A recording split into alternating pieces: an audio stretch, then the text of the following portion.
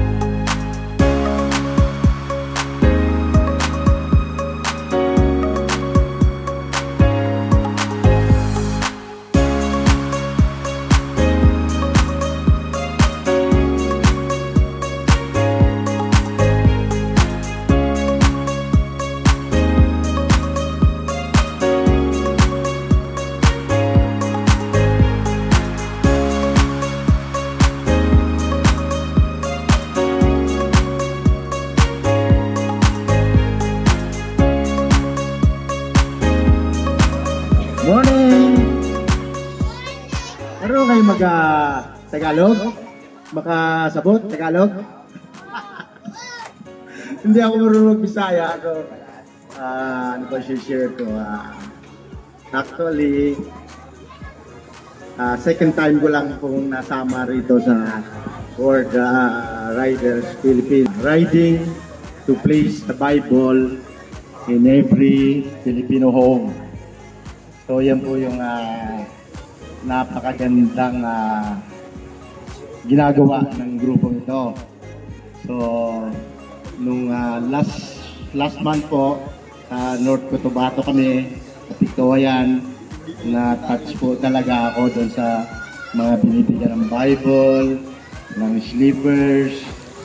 Meron ba tayong notebook? Wala? Yes. May ibigay tayo mga notebook ngayon, tsaka mga, ano pa? Doon, ano pa yung ibigay natin ngayon? School supplies and may crayon. Okay. Yung mga Bible, babasahin nyo yan. Kailangan na basahin nyo yan. At yan ang salita ng Diyos.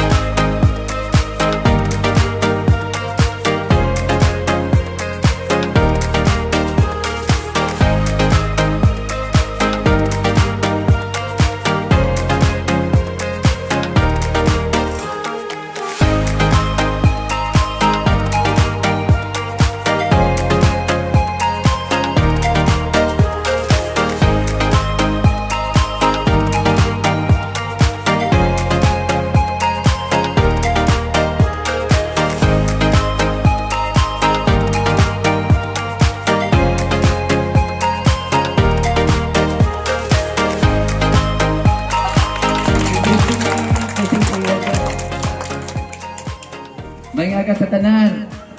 Labi na gid sa amon mga bisita.